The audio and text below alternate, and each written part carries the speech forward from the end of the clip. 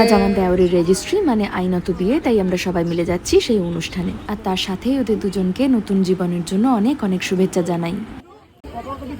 হ্যাঁ খাবো। পায়েল কই? পায়েল ভালো কই? উপরে উঠেছে তো? হ্যাঁ হ্যাঁ।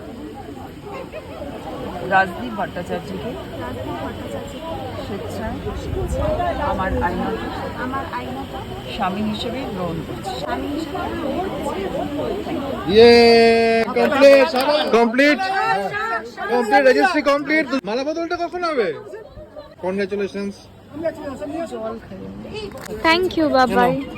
আমাকে সার্ভ করছো? ইয়েস। জীবনে তো সার্ভ করো।